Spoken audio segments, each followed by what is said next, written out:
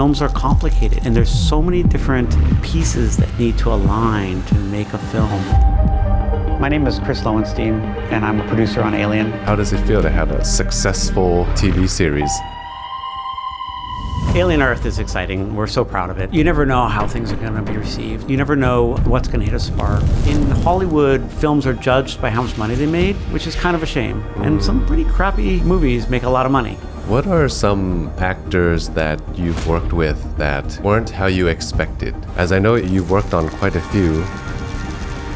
Actors are just playing one role in the film. I don't put them on a pedestal. I'm like, okay, coffee's over there. Ego is what really hurts the industry. And I think the trickiest part is like mid-level crew and mid-level actors that can really ruin people. We can ruin talent in movies and in all industries. What are some of the characteristics of people that you've seen successful in the industry? What do they have? Well, the film industry, first of all, I like to tell people that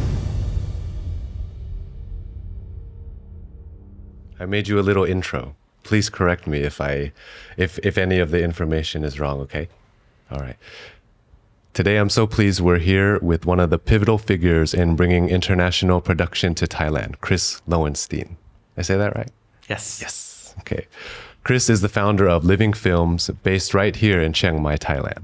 He started the company back in 1996, and since then, he's helped bring some incredible projects to life, including The Hangover Part 2, Bangkok Dangerous, 13 Lives, and one of the most streamed and talked about TV series today, Alien Earth. But beyond all of those big credits and achievements, what I really admire is how much Chris gives back to the community. He's created opportunities and jobs for so many people in Thailand, helped build a stage for local talent to showcase their work, and even provide scholarships for aspiring filmmakers. Is that true? I remember you talked about that when you would do a competition with Living Films, right? And then whoever gets it, you'd provide like a certain fund for them? Yeah, we would like to continue that and expand it. We have some grants for young filmmakers that have begun. Right. So all of that was correct. Yes. All right. Thank you. Welcome, Chris. Thank you. Thank you. Okay. Happy to be here. Yes, welcome. How was your day? Good. Yeah. Nice. I stayed home most of the day, and the rain is so heavy. Maybe it's because I grew up in Oregon, but I love rain. It's the best time of year in Chiang Mai in the rainy season.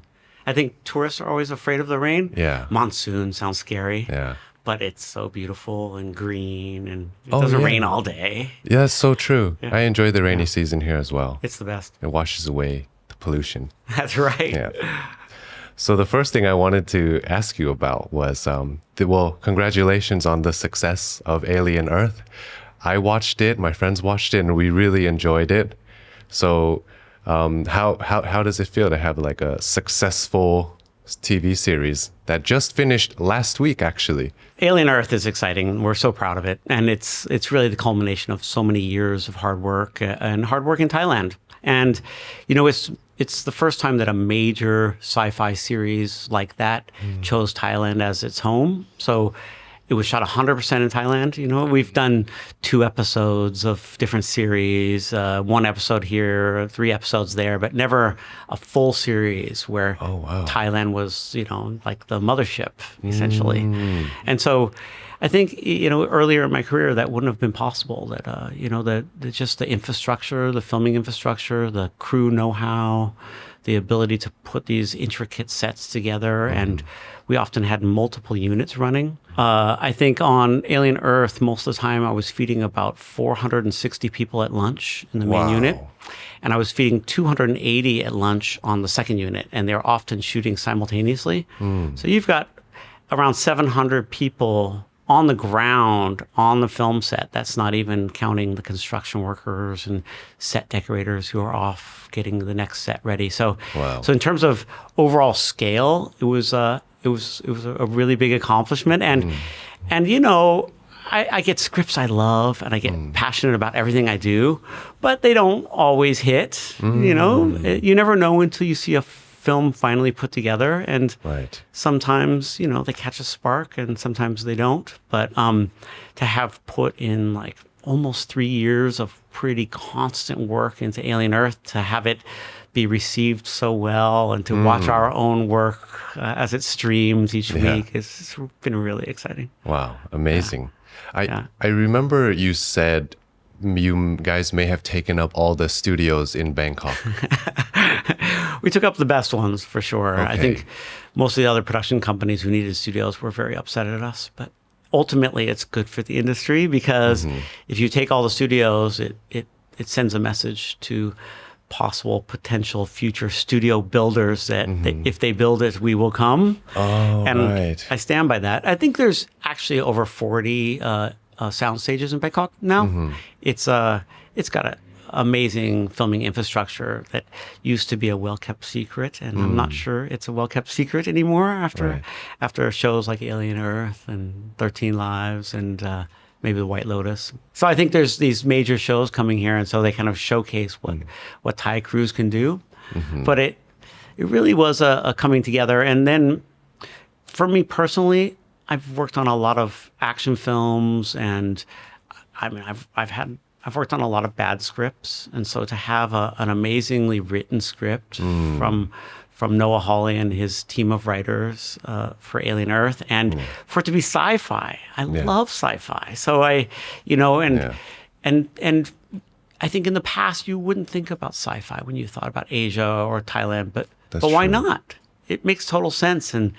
And thank you, Blade Runner and Ridley Scott, for having established that Asia is the future.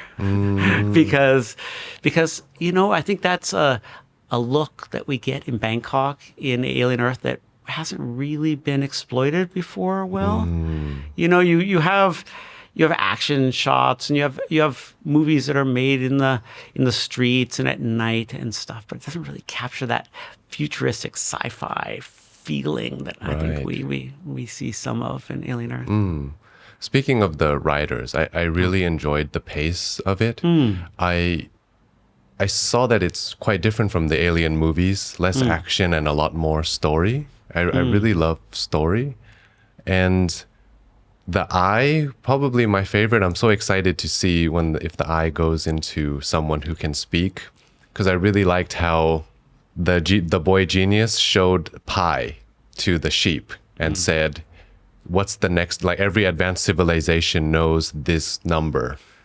What's the next one? And he would stomp out the next number, and then he realized, we got to get him into someone that could speak. And then he tried to sacrifice the main character's brother.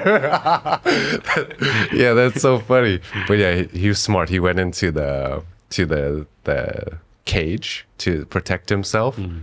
So yeah, I really liked the story.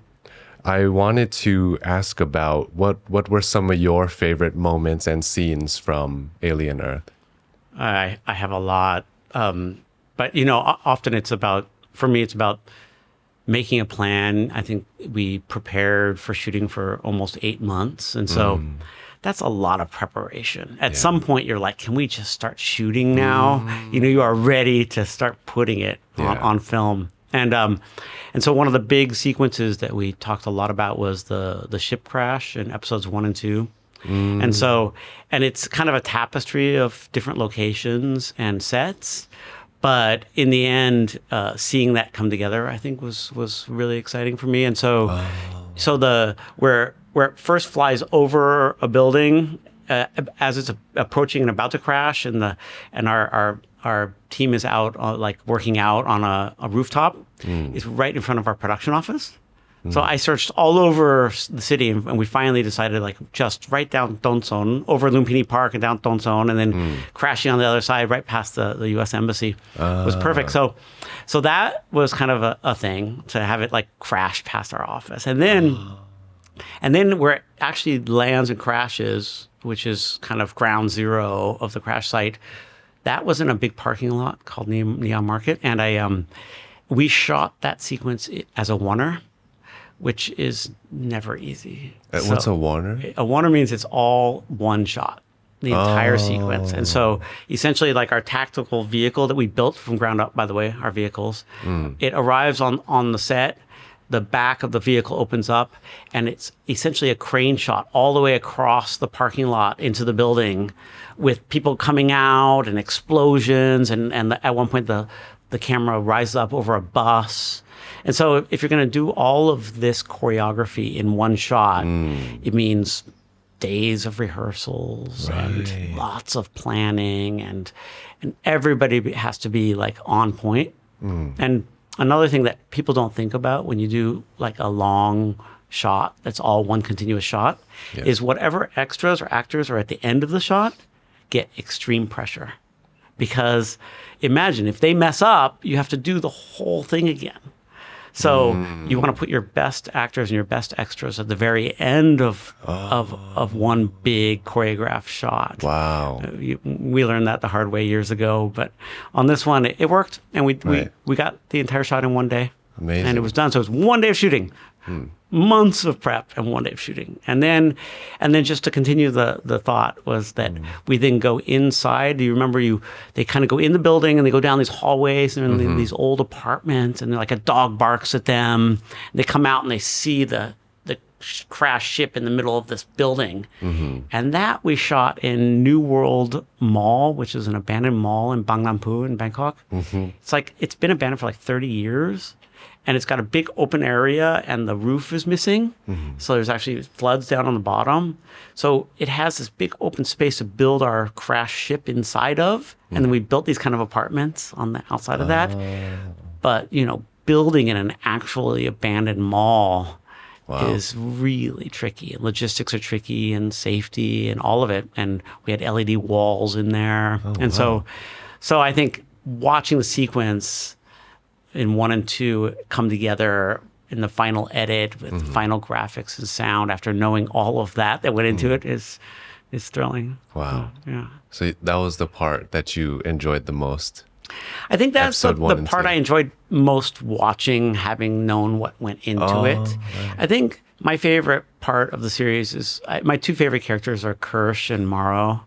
And so at some point all the producers realized that their performances were going above and beyond. And so we actually wrote the scene where they're in the elevator in episode 6 together, which I think is a great scene. And then, of course, their final confrontation in episode 8 in the secure lab. And I think those are, I don't know, I really like the interaction of those two actors. And like you said, it's, even though they're, like the elevator's not an action scene, but when they're fighting in the secure lab is an action scene. But it's still about the dialogue and the characters, and it's TV. You have to create more layers to the onion for intrigue, which is character-driven intrigue, and it's really script-based, which is much more my preference as well. Yeah, I love it. I really like the dynamic of the main character. I forget what's her name? Wendy, Sydney Chandler. Wendy's her name, and then her brother. I feel like her brother kind of messes up things. Like he's like the screw up character. That's Hermit, played by Alex Lothar. Yes. Yeah. I think Wendy does a great job of acting like a child. Because how sometimes in scenes she just has her hand behind her back, or like she's sitting on the ground like a kid. It's extremely challenging to strike that balance, I Right. think. And we in prep we hired a movement coach and a child psychologist to help all of the hybrids, because kids move differently in their bodies, and they speak a little differently. They ask more questions, and so if you go over the top with it, it doesn't work either. So you need to play this line where the audience is every once in a while reminded that these are actually kids. Yeah. And I think we did that pretty well. Yeah. And it takes extremely good acting. And I think this cast of characters really worked in their different roles very well. Right. Wendy, I feel like she does a really good job of being very subtle, because you kind of just see it in the body language and the eyes. Yeah. But then the way she speaks doesn't really seem as much as a child. So then I think the body language and the eyes, it just like really, I was like, wow, this person's really good.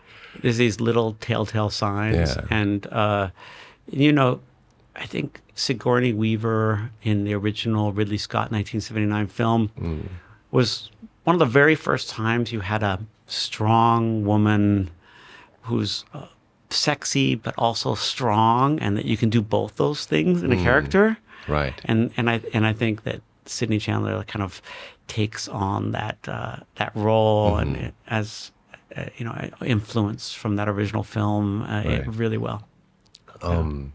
It's really nice to know that you guys had a child psychologist and a behavior psychologist to And a movement coach. amazing for them to really act like children trapped in robot bodies. When you have really good actors, then they want all tools that we can give them to make their art better.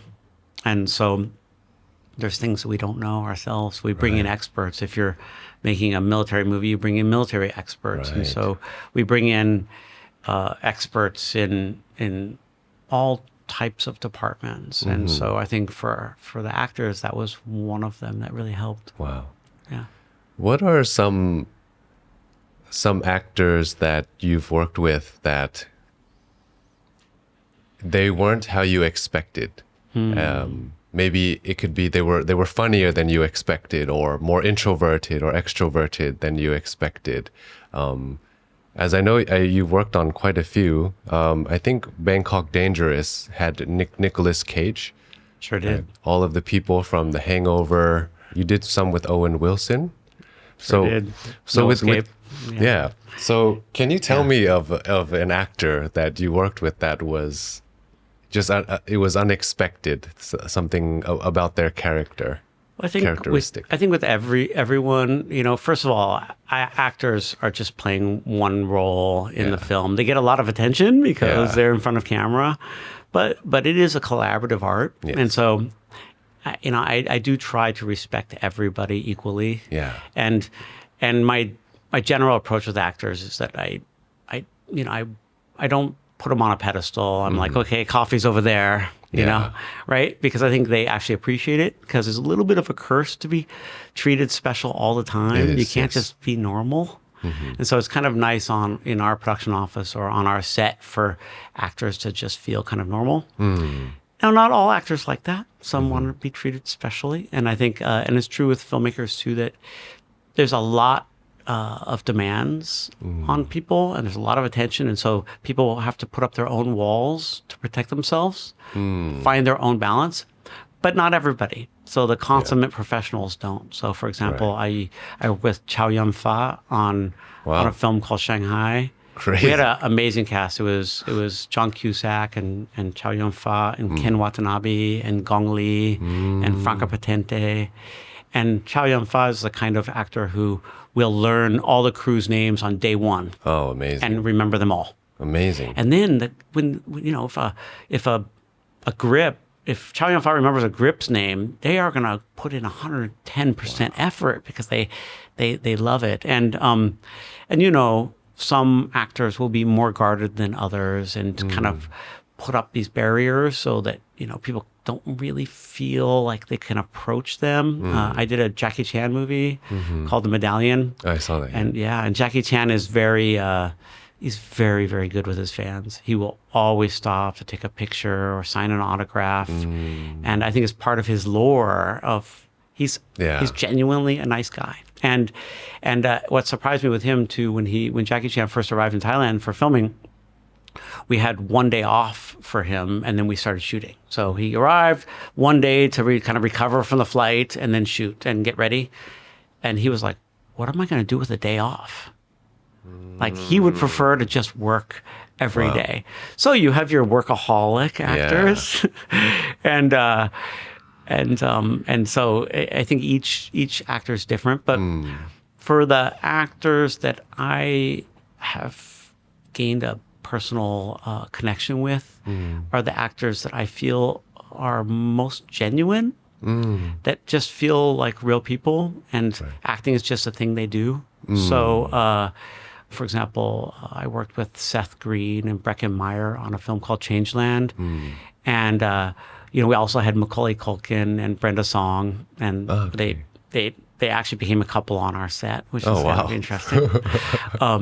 And it was Macaulay Culkin's first film in 10 years. He had really become a recluse, and then Yeah. he came back for our film.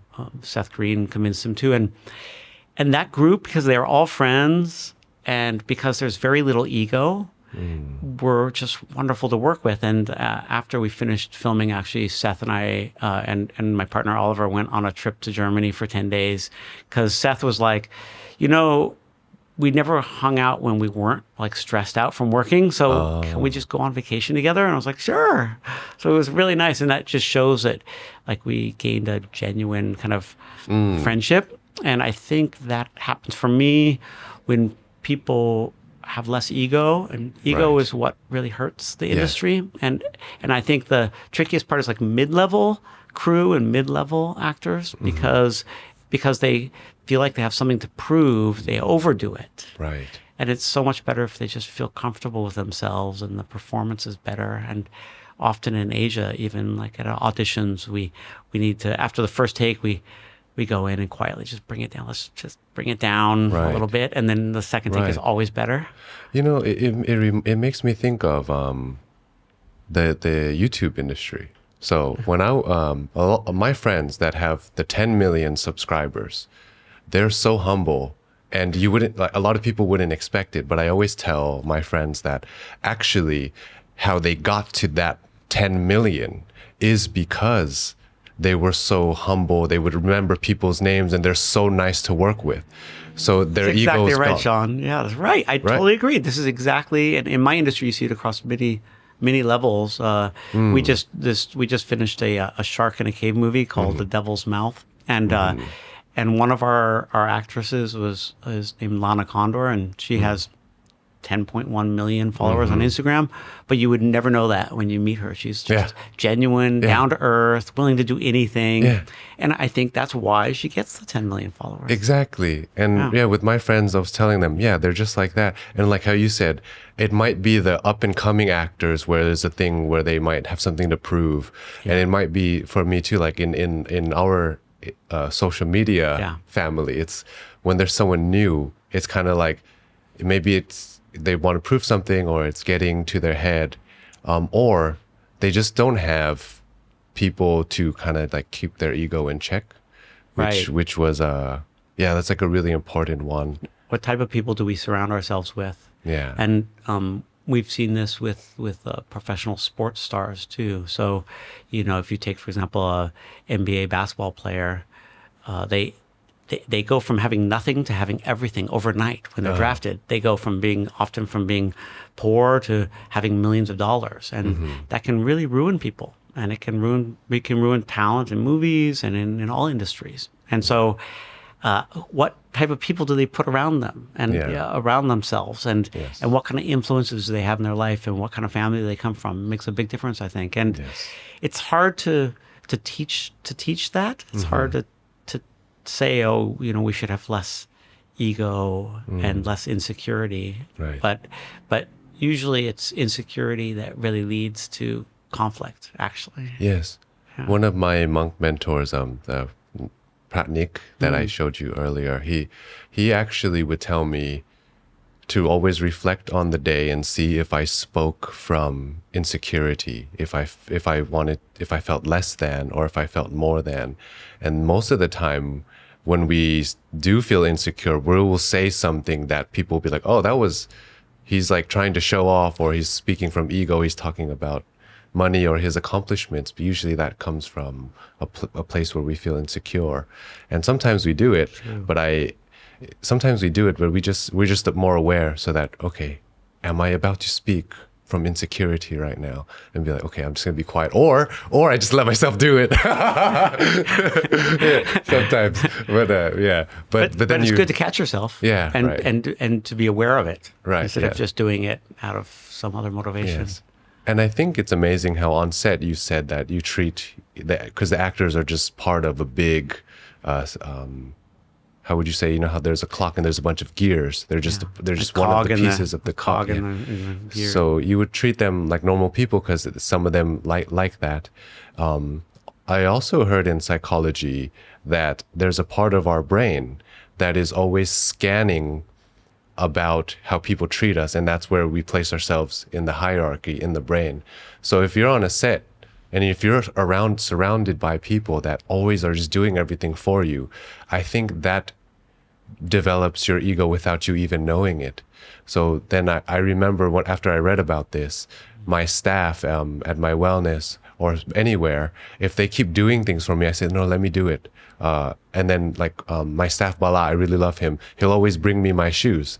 And then I say, no, let me get my own shoes. and I tell him that if you keep doing this, I will develop an ego.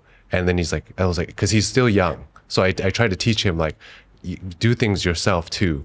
And then he'll say, I think I get it, because even when my grandma does stuff for me, I feel like amazing. I feel like I have an ego. And then he goes, I can imagine if someone you don't even know is like doing all this stuff for you, how inflated your ego will get. So I think it's amazing. On your set, you're just like, oh, the coffee's over there.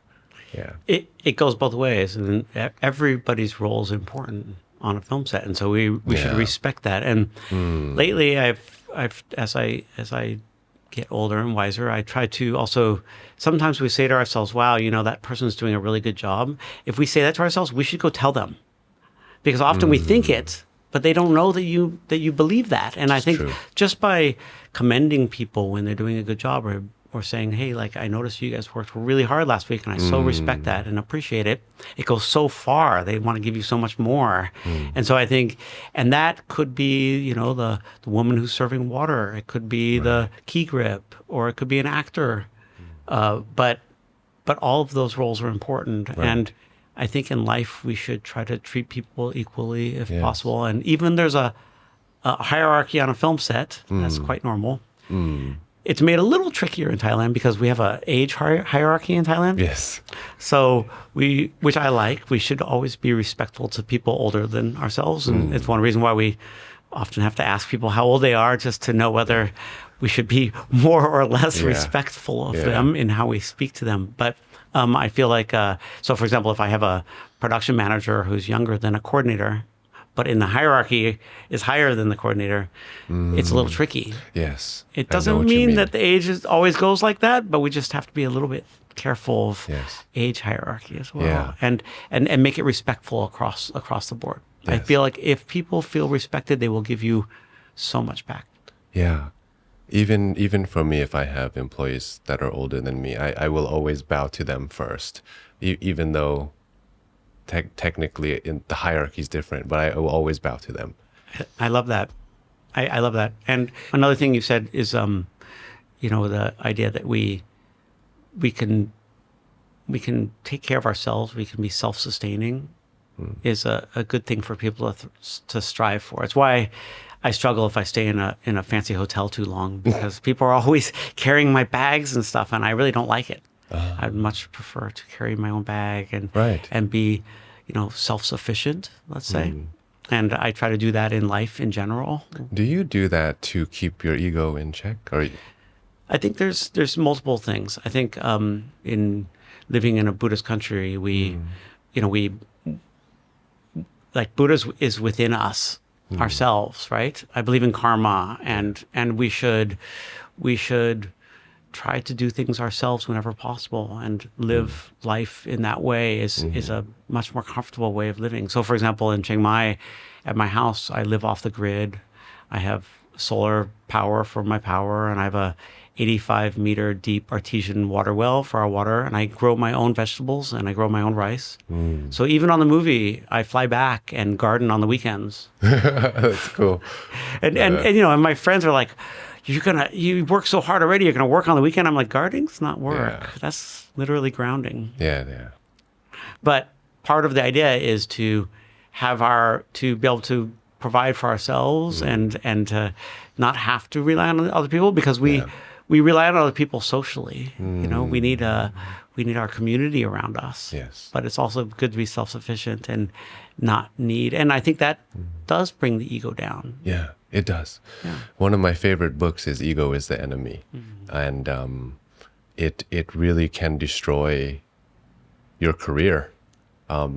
then you end up with people that are afraid to tell you no or tell you that's not a good idea. Surround yourself with yes men. Yeah, yes people. sycophants. And but yeah, one of the things, and I wanted to ask you if you had advice for up and coming actors and things like that, or filmmakers. One of the things that for in the Buddhist culture is a lot of the actors here will go on a retreat where you're at the temple and you're sleeping basically on the ground or like a very soft padding. You're not wearing makeup. You're just wearing white.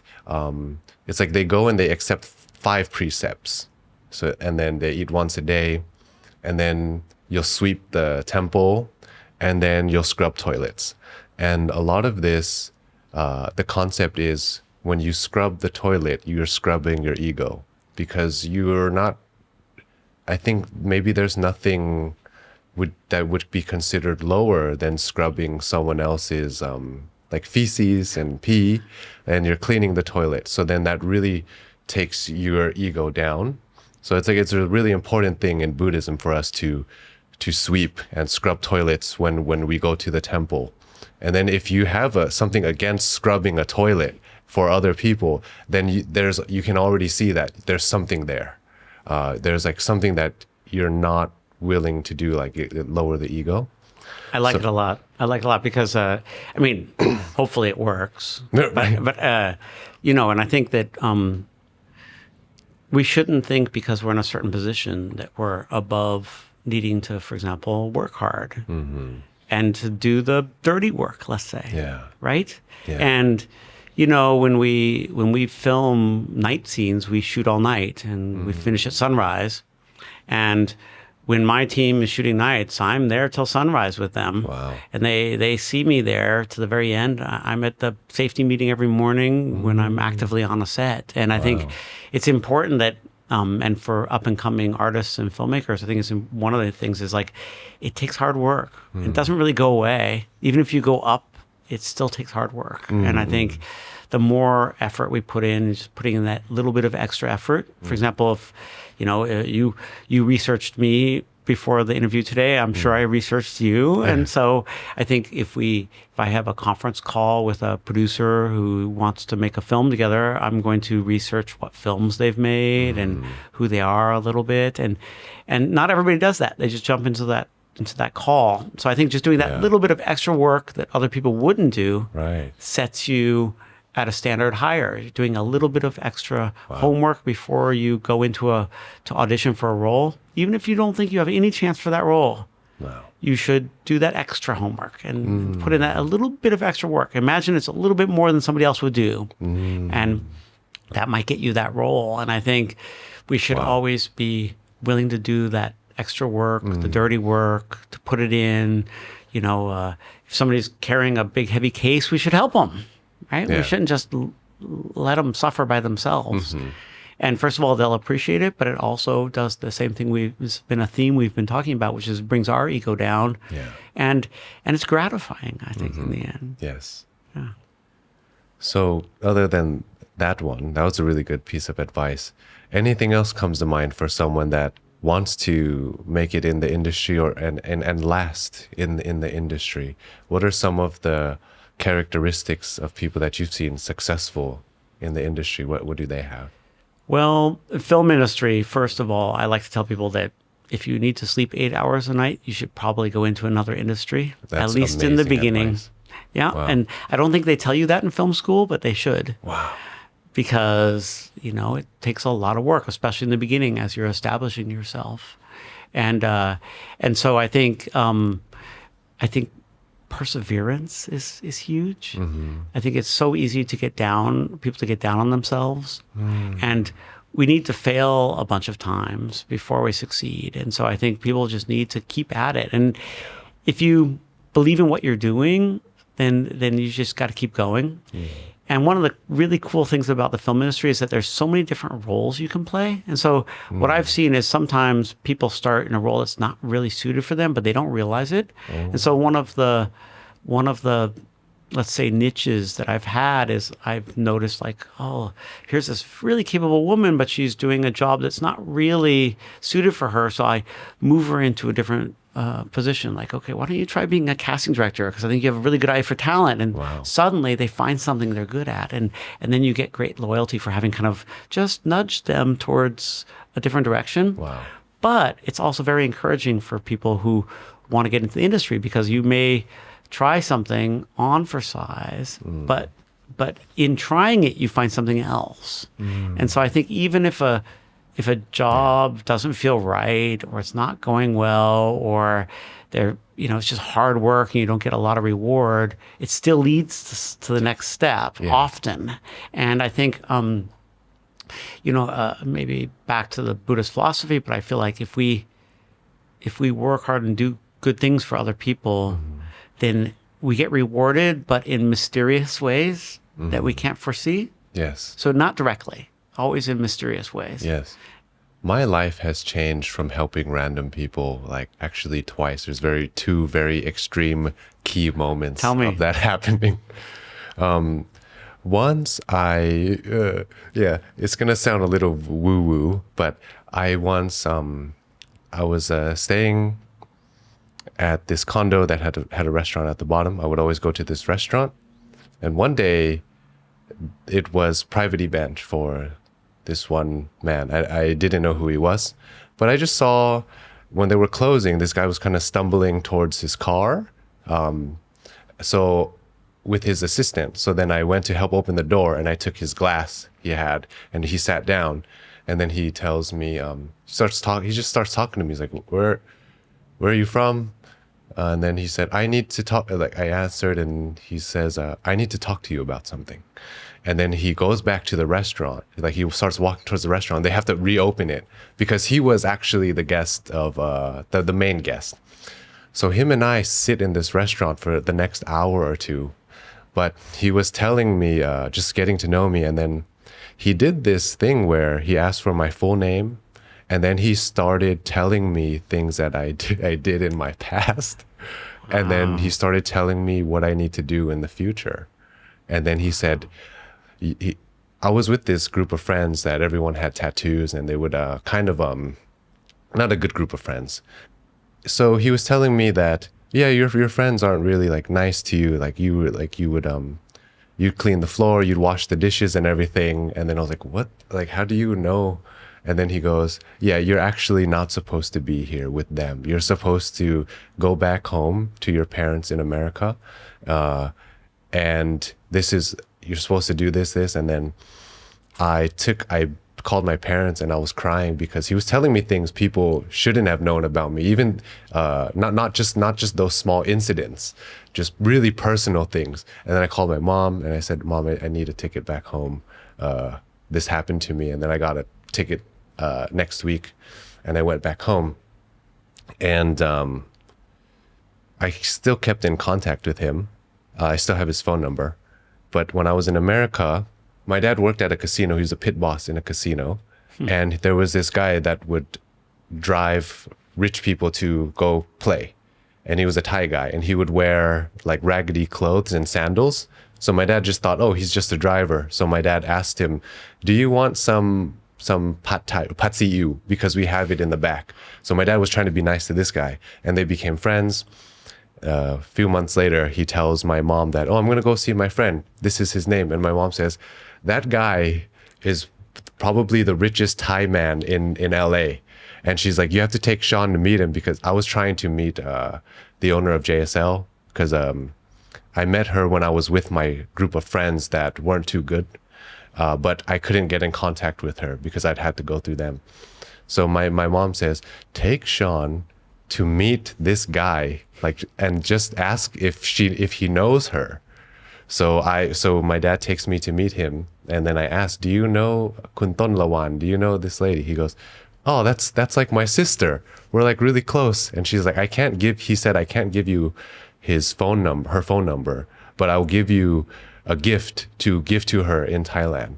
So I flew to Thailand with collagen, and like 2 boxes of collagen and he set up a meeting. And at first she said, oh, she'll give me like a few, like 15 minutes and give her the gift. And then she saw me and she recognized me and she says, oh, are you ready to come work with me again, or work with me now? So that's when I met her. She sent me to go learn how to read, speak Thai, take vocal lessons, take acting lessons. And that was when I showed you this film that I was a Burmese warlord. She was the one that was actually part of her production. And at first they wanted me to learn one-handed sword, but I thought, that's not cool enough. Like if I'm taking classes, I'm going to learn dual wield sword. So when I went on set and I was showing them what I could do with two hands, they just had me kill a bunch of people. I think they had me kill 2 of the main characters in that TV series. The first story is he looked into your soul, like you opened yourself up to him, and he looks into your soul.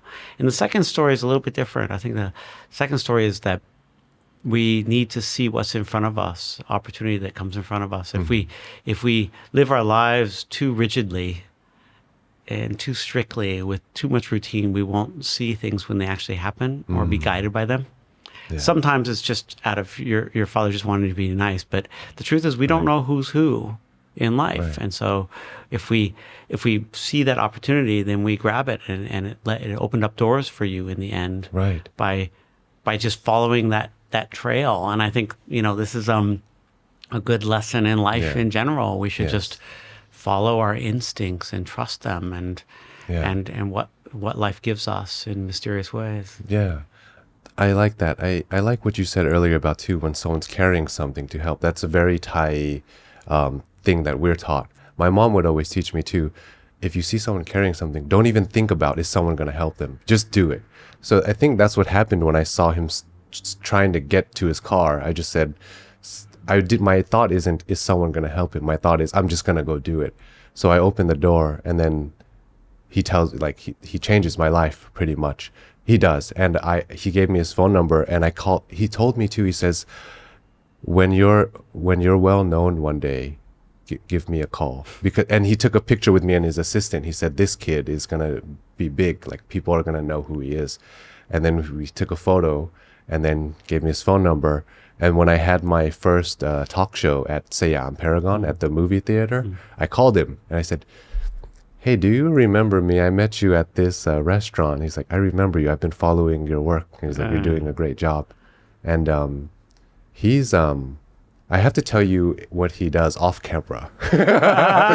Sounds good, Sean. Yeah. Sounds good. I want to go back to Alien Earth a minute. So I feel like it's not just that. It's also trusting our instincts about people and about things. I believe in shall I call it collective consciousness? Like, for example, if I get a really great idea right now, I think there's a good chance it's not mine. I'm grabbing it out of the air. That's why I think copyright's silly, because I think, like, when you see a movie comes out about something, and suddenly 6 more follow it that are about something similar. Well, why did that happen? It's not like they're all looking at what each other are doing. Right. Things go in waves like this. I believe that there's a way we can communicate. For years, when my mom was going to call me, I would know 5 or 10 minutes beforehand. I would just feel it. Mom's going to call. So maybe everybody has that, but they don't trust it. So just to tell you the story of Alien Earth. So please. We had that. First of all, I was playing a little bit of a different role on Alien Earth, because normally in Thailand I've been a line producer who really just controls the budget and hires everybody in Thailand, or I was a co-producer or the Thailand producer. But on Alien, I was the producer, which was a really nice new role for me on a big show, and I was able to really control everything in Thailand in ways that I know over all my experience how to do. So I didn't have to explain it to everybody all the time. I could just do it. Yes. And the project first came to us in 2021, and we only had the first 2 scripts, and they were really huge. So we budgeted out the first 2 scripts. At the time, there was 10 episodes. So the way you do that is you budget 2 and then you times it by 5, basically. So you only have 2 scripts done. So you just extrapolate 2 into 10, and you get a budget. And very complicated budget. By the way, our overall budget on Alien Earth is like 530 pages of detail. Wow. So these are very complicated, thought through budgets. And the budget was high. I think FX and Disney realized that you really need to write all the episodes before you can greenlight a series, because who knows, you might go back out into space, you might go to Mars, and who knows where sci-fi could take you. And so the cost isn't just extrapolating 2 episodes into 10. In order to get a proper budget, you actually need to write all the episodes and budget all the episodes in sci-fi. Okay. So the project went away. And when it went away, they said to Noah, Disney said to Noah, you need to write all of these episodes and then we'll reconvene. And at the time, Noah had, I think, an actor or somebody talk to him about Thailand just being so far away. It's just too far. He's like, if I'm going to act in the project, it's just too far for me, which I understand, because if you're going to shoot for a year and you have a family, you need to bring your family with you. You have to put your kids in school. I mean, this is a big ask of especially the talent who need to come out for a project of this size. So the scripts were rewritten, and I'd kind of written it off, to be honest. And my partner Op never gave up on it. He was like, it's coming back. And I was like, well, I mean, Noah feels like Thailand's too far. And so then FX got the scripts done and budgeted the series out in 9 countries, I think, all over the world.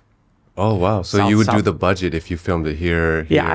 I just made the Thai budget. So the network budgeted for Vancouver and LA and London and Wales and Ireland and Budapest and South Africa and probably more.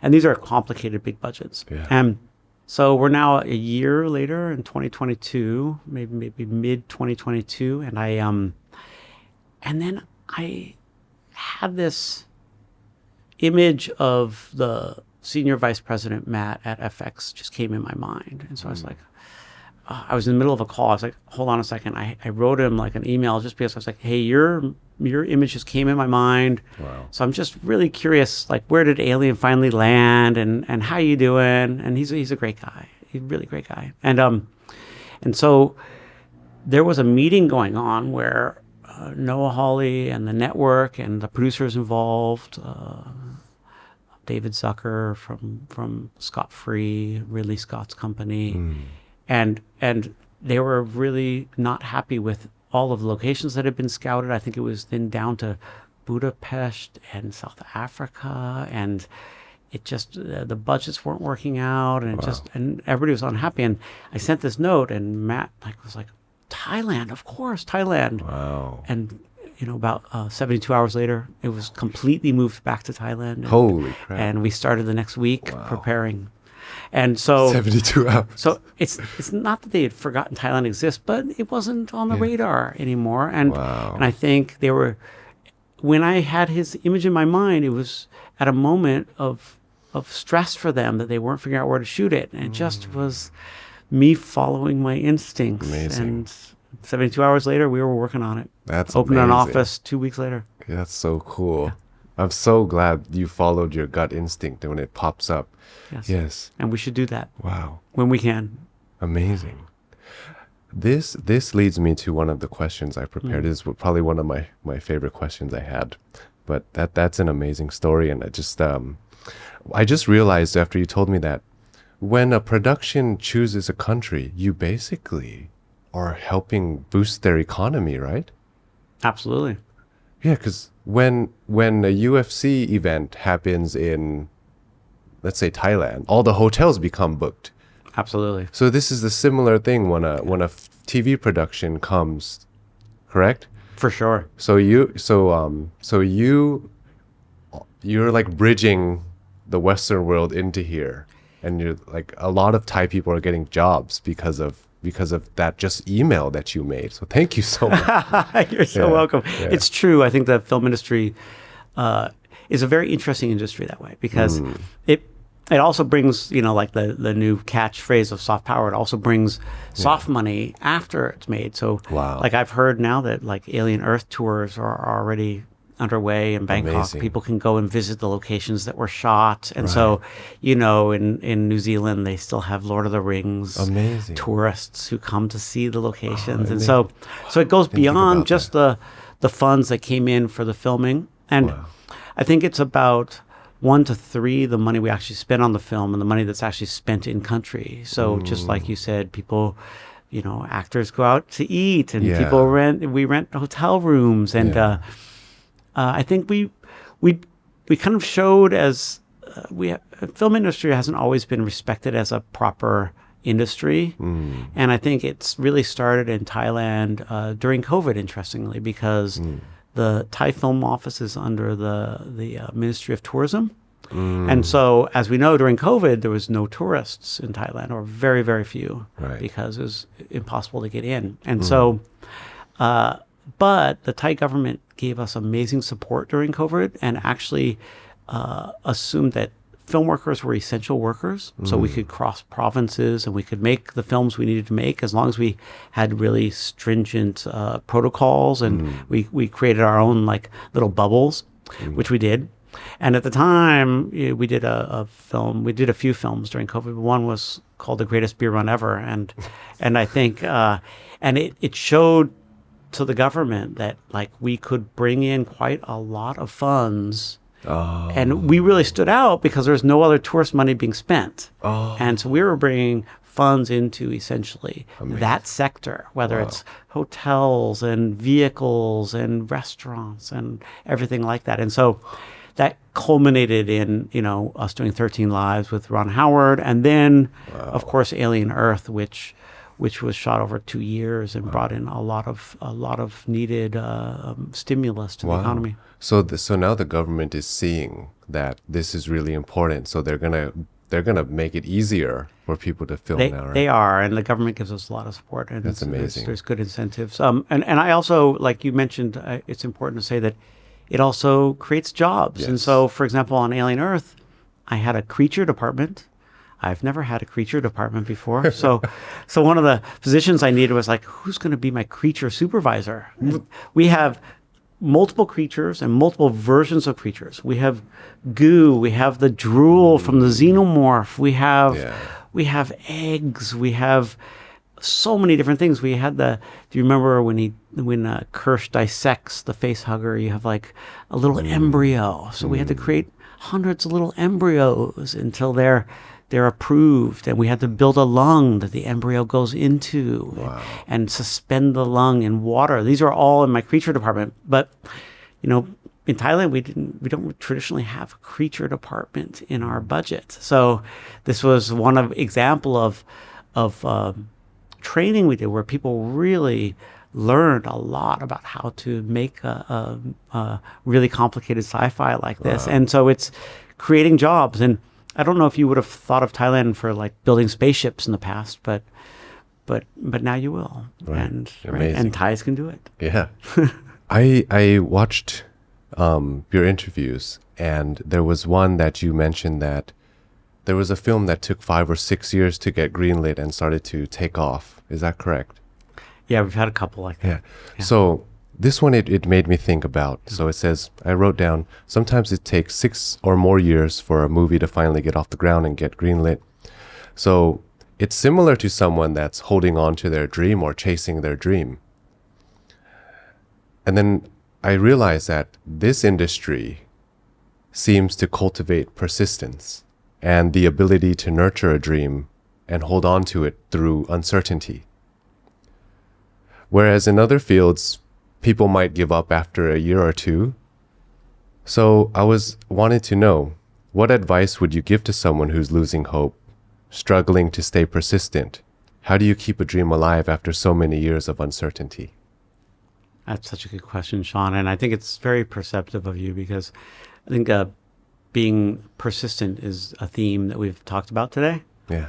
And it's an important one because it's also a hard one to tell people, like, how do you stay persistent? Yeah. I think, one of the things that happens in the industry is that people have to put food on the table. Yeah. So you can keep your dreams alive and still hopefully put food on the table. And then you see this where you grew up in LA, where it seems like everybody who's working in a restaurant is a would-be actor who's just hoping for their big break. But at the same time, they have to work in the restaurant to actually make ends meet. Right. So I think we need to find that balance. We shouldn't lose sight of the dreams. So as we establish ourselves, and there's so many different places and so many roles that you can play in the film industry, and if you establish yourself in that role, it can still be with the ultimate goal of making those films you want to make and those dreams. And it takes a long time. Films are complicated, and there's so many different pieces that need to align to make a film. And I mean, one of them was No Escape that we shot in Chiang Mai with Pierce Brosnan and Owen Wilson, and that was an independently financed film. And at one point, I really liked the script and I really liked the people involved. And when you make a film together with people, it's like going to war together or something. You should like the people you're working with, hopefully, because you're going to really get to know them. I think people really know each other by the end of a project. And there was one point in that film where the producers from LA were at LAX airport ready to come to Thailand, and a whole big chunk of financing fell through. And they had to drive home. And, it's so hard on me because I get a whole team excited about a project, and it takes momentum, and then the momentum dies. So when a project slowly then gears back up and gets that momentum back, and you have actor schedules, and you have director schedules and production designer schedules, and all these schedules have to just coincide perfectly with financing coming in and with the right season. Like if you're going to make a film about a beautiful resort in Thailand, it shouldn't be in the rainy season. Yeah. But if you're going to make a moody, scary horror film in Chiang Mai, rainy season would be great. Right. But it's about timing and about everything coming together. And so I think we shouldn't lose sight of that. Sometimes some films will be 10 years. And when we get when a film comes to me that's had like a life before I came into it, you often see in a budget. So once I get a budget given to me, then I fill out the budget. The budget often has remnants of things spent, we call development, which, maybe a producer carried the script in his briefcase for 6 months at one point, 7 years ago, and stuff like this, and they get a fee for this. So, so you can actually kind of see the history of projects, even that come before. And so it's not easy, but people should not be discouraged, and don't lose sight of it, because it's easy to get really entangled in what we're doing day to day, and we should keep the big picture, just like politicians should not lose sight of the ideals with which they started their careers. Right. It's easy to get lost in the system. Right. So keep the faith. Wow. Amazing. I didn't know, you told me there's things that take 6 years to finish or even 10 years, and you work so hard on it. And then now it's like how the public will receive it. Then how does one deal with it if it's not received well? How does the team, how does everybody deal with it? Well, I think, you never know how things are going to be received, and you never know what's going to hit a spark. It's hard to know how a movie or a series will look until it's actually completed. Yeah. So it's one thing to read the script and imagine it. And often, I'll read a scene in a script and I visualize that scene. And then when we're actually filming it years later, it looks just like I imagined. And it's so reaffirming. I'm like, that's it. That's what I thought it was going to be like.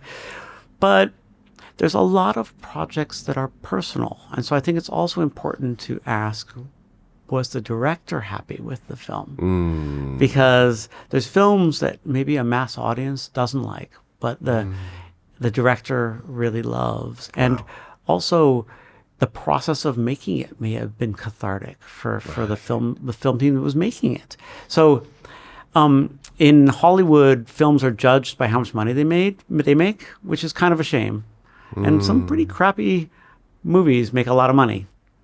So I'm not sure it's always the best judge of the success of a project. Amazing. Did we produce what the filmmakers really set out to produce? Right. And sometimes it's about just not getting a good distribution deal. And there's some gems of films that didn't really get into the mass market. And so we should also ask ourselves what are the criteria for how good the film is. Right. Because I was thinking if someone, not even just film, just a regular person spent years on a project and people didn't receive it well, but you answered it really well. That did you enjoy the process? Was it cathartic? Maybe it healed you in some way. Maybe you learned and developed into a different human from it. Maybe that was the point. Yes, in exactly. the first place, and the final film was less the point.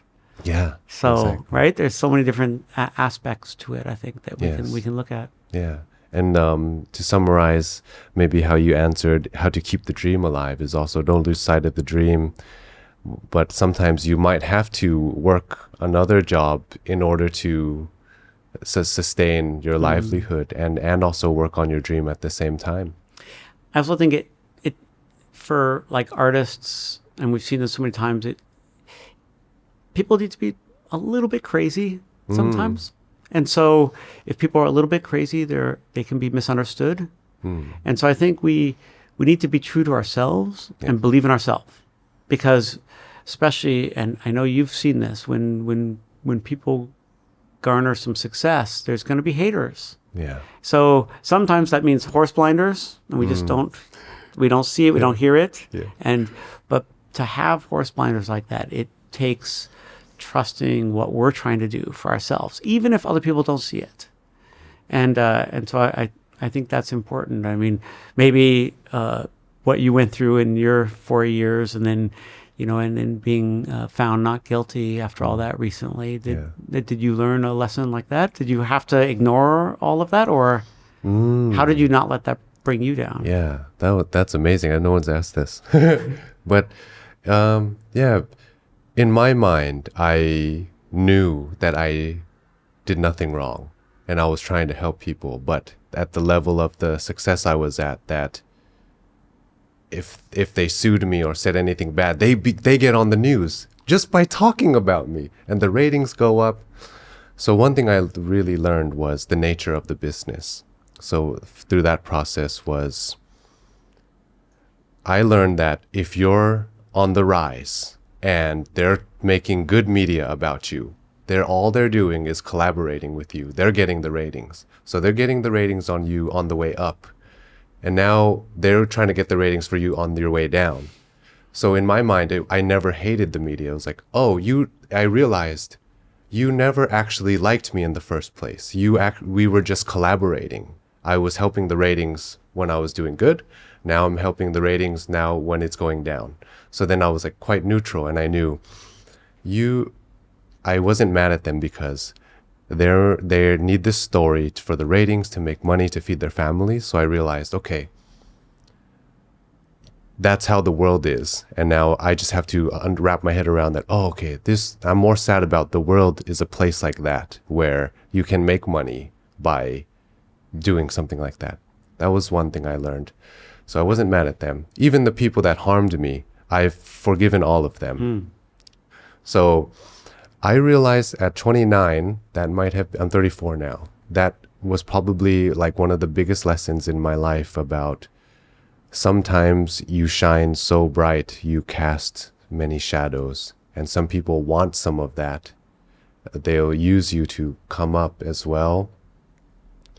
And just learning about how my ego had to be destroyed publicly. Also because in my life, I sacrificed so many things at a young age to have success fast. Like I wouldn't go to school dances. I wouldn't go out and party. Like I did for a little bit, and then I realized, I want to focus. And then I wouldn't date a lot because I knew that if I just put my head down and focus, I think I'll be able to do it before 30. And then once I'm 30, I'll have enough money to do all those things. So I put my head down, I sacrificed a lot. And then it happened around 25, 26 when everything was taking off on YouTube. And then I realized that sometimes when you show how good your life is or how happy you are, and then someone that isn't happy sees it, you're actually harming them. So that's one thing I learned. I was like, okay, maybe I should dim the light a little bit or show it where it's appropriate, or not, or basically not even show off online at all. Be very humble, because sometimes you're shining so bright that it like hurts people's eyes. And then I learned for the ego as well, like when my ego got destroyed from all of that, is just it was a very good experience. When it was happening, I realized this is happening for a reason. Like, I believe everything happens for a reason, so I'm supposed to learn something from this. And every year I just tell myself it's gonna get better. So 1 year, so it hasn't stopped yet.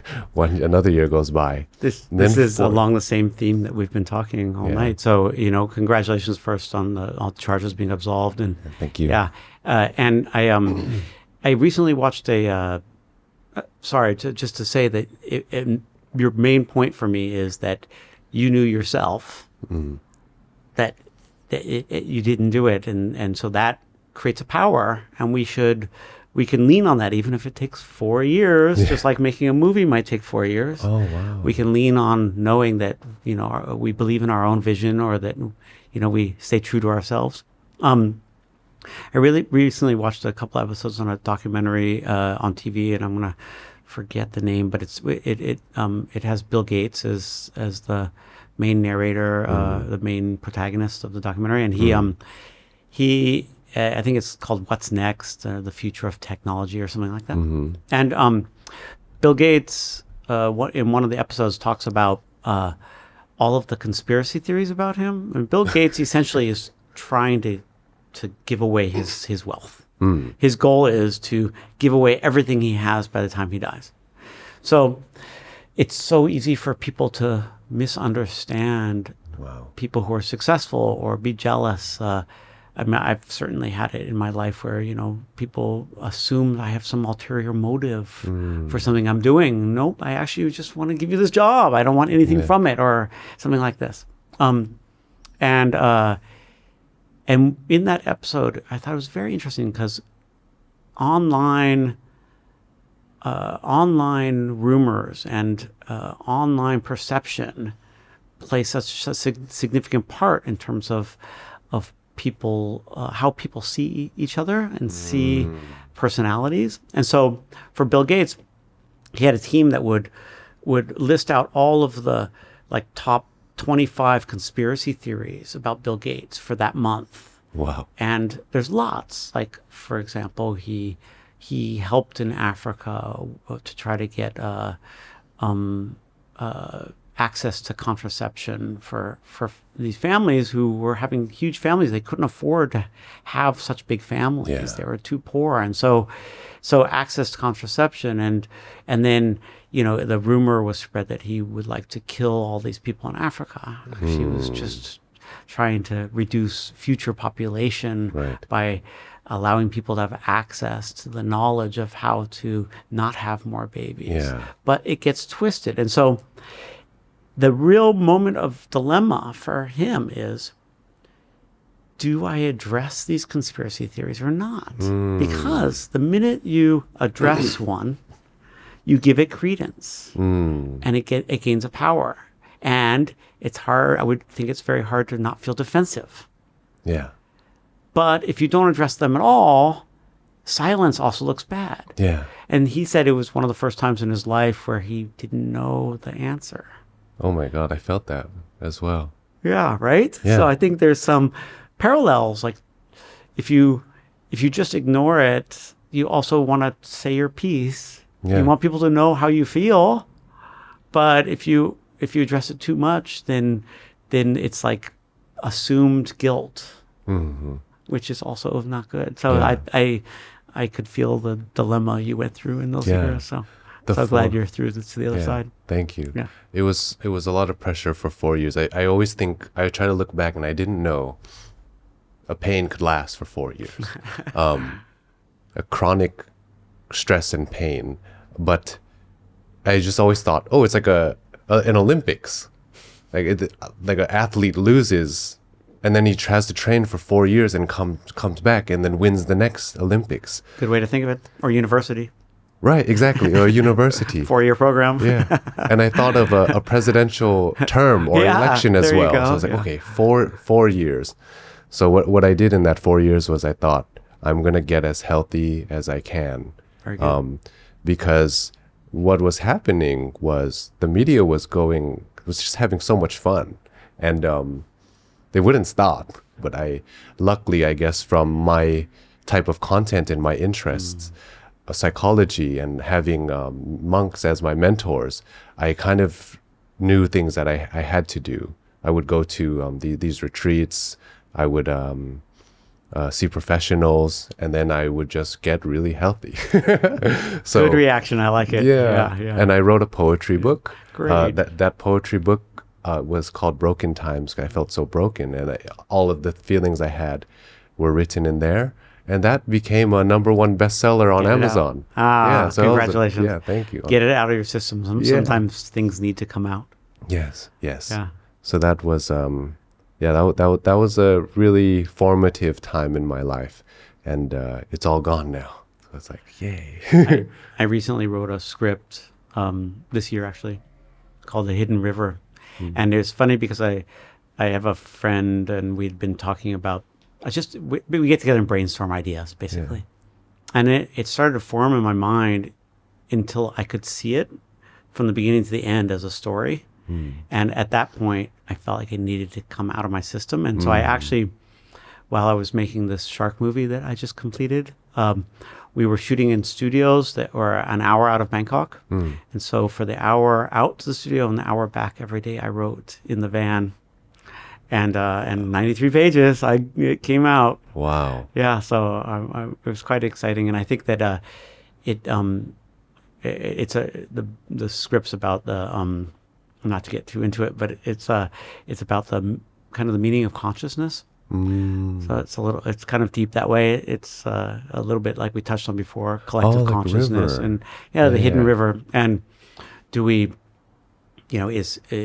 are we individuals, or are we part of a bigger consciousness, and how does that come out? And so there are kind of deep thoughts and lots of imagery involved. And Wow. and Is this in the process of just finished being written? I finished it, and I'll do another pass. I think I'm gonna start next week, actually. What's Now that another I'm done. pass? I'll do another pass on the script. So I gave it to 5 or 6 trusted people, and they gave me notes, and I'll do one more pass on it at least. A script goes through several passes. Right. By the way, when we're filming, we also do passes of a script because it changes based on what locations we shoot and stuff. Yeah. And there's a standard set of colors that we for each. Once you have what we call a white script, is kind of the approved script for a project. Each new set of pages that are written for that script come in a different color. And so what we can do is we can take our white script, and then let's say that 28 pages of blue color just came out. So what we do is we collate just the blue pages into the white script. So you don't have to read them all again, just read the ones that changed. And at the end of a film, your script usually looks like a rainbow. Oh, wow. Yeah, so we often are writing to the very end. Is this one, do you want to turn this one into a film? I would love to, yeah. Oh, amazing. I would love to. Yeah. So what's the process is up to that after you write it now? What do you have to do for the hidden I'm not river? exactly sure. I think what I'm going to do, one of the great things about filmmaking is that there's no rules, and it's changing constantly. Like obviously there was a seismic shift when a lot of production went to streamers as opposed to traditionally selling, theater tickets, and from the major studios. But because I have a lot of contacts in the industry, I will probably put a package together for it. We usually, when we want to sell a project, we have what we call a pitch deck, and a budget and the script, and then I'll send it to a few people and see what happens. I feel like it has a lot to do with Buddhist concepts in there as well. What is there anything else you can talk about in the Hidden River? Is there anything you can share? The first, let's say, influence I got, the first passion I got for thinking about it was we were looking at what we call contact modalities, which is people who believe they've been contacted by non-human intelligence. So for some people, that would be a UFO came and abducted them. For some people, they took ayahuasca and they had visions. Some people, it's deep meditation. But so many cultures have spirit channeling, and there's people who channel spirits, and there's shamanism, and people have written books that they believe have been channeled, and so all of these things I call contact modalities. And so when I first came up with the concept of the film was essentially that finding the commonality of these different contact modalities, and in such a way, and using neuroscience and concepts of modern concepts of AI and neuroscience to explore what the real nature of consciousness really is. Wow. Amazing. So is it kind of a documentary? Nope, it'll be a scripted film. Oh, wow. But I do love documentary too. Yeah. What will spark the journey? You can't say. Maybe next time. Oh, right. Yeah, after my next pass. Okay. I'll share it. I wrote a children's. Well, it's not it would be called an all ages picture book that children could read with the parents. Great. It's I'll show it to you later. It's called Three Friends of Winter. Great. And I didn't really know how to start it, so I just started it with this red panda saying that I want to go find the three friends of winter. I want to be their fourth friend. So he finds this turtle that knows the way, and then they just journey up the mountain like, I'm gonna find. But have you heard of the concept Three Friends of Winter? Yeah, right. I've heard of it. Yeah. You're like a Renaissance man. You're writing poetry books and children's books. And Thank you. Podcasts. Yeah. It's good. It's good. Different ways to let yourself out. Yeah. That one is three trees, right? The three friends of winter are the bamboo, pine tree, and the plum tree. And I just turned those three trees into three characters. So the pine tree is the turtle. He's the wise one that's lived long. The bamboo tree strong and flexible, so I made him a white tiger. And the plum tree is like positive and colorful, so I made him a red panda. So they just journey around and talk. It's gonna be... I love it. The three trees. Yeah. I have a documentary, pretty large-scale documentary that I would also really like to make in the near future.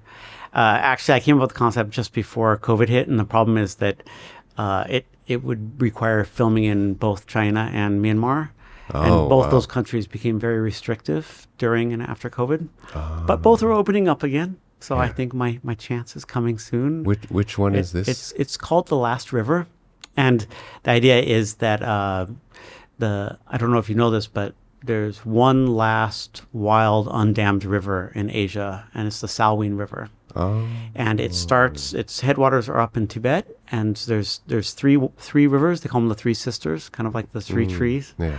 And it's the Mekong and the Yangtze and the Salween. Okay. And then the Salween winds down through China, through what they call the Grand Canyon in Yunnan, and then into Myanmar and down through Myanmar and out to the Andaman Ocean. And so the idea is because it's not been dammed, this river, and it goes for so far from the Himalayas all the way down to the ocean, would be to make a TV series where we take a expert rafter from source to sea, rafting down the entirety of the river, as literally with cliffhangers in between each of the episodes, how they're going to make it down. Because the idea for me is that when you finish watching the series, you'll want to save that river and keep it undammed. Amazing. But it's not a straight up like environmental documentary. It's actually an action thriller of how we can raft down from source to sea down this this untamed river, which takes you through such amazing biodiversity hotspots and past so many amazing cultures. Wow. Through rebel areas of Myanmar. So there's also Wow. tricky navigation. Yeah. So I think it would make an amazing makes TV sense. series, and ultimately with the goal of saving that river from being Amazing. dammed. Oh, I realized, yeah, you would go through rebel places in Myanmar. That's where yeah. some danger or action would For sure. happen. Yes, I- you have to navigate that literally. I like that. It's like it's not directly saying save this river, but you make people become fans of it, and they'll just want to save it. There are so many stories to be told, and I think there's stories that can make a big difference. Wow. And so, yeah, again, when we talk about encouraging young filmmakers, I think, it can be discouraging to people that sometimes it feels like every film has been made already or every story's been made, but I think that's really far from the truth. Wow. And anything that we work on will have our touch on it, even if we're just part of the film team in any which way, or an actor on the project. Our touch is on that project, and our energy goes into that project. And there's so many stories still to be told, especially in Asia. Amazing. Wow. Yeah. You mentioned streaming, and I remember I wanted to ask about how the industry has changed in that way, if it's making more or less money. But I remember Netflix used to be this box on the side of the street in California, outside 7-Eleven, and I would go to it and I would pay and get this DVD, and you can choose either 3 days or 7 days to return it. I'd watch it, and then You swap it out. So you get a couple DVDs, and then you turn them in, and they give you new ones. Yeah. Right? This is how Netflix started. Yeah, a box, and then a lot of people didn't know that. And how companies and individuals to reinvent themselves Right. and embrace technology is very important. This is a great example. Netflix, became a global phenomenon as a streamer in all countries around the world. I think there's like 180 million subscribers or something now. But if you look at something like, for example, Kodak, film died and they didn't reinvent themselves. And Wow.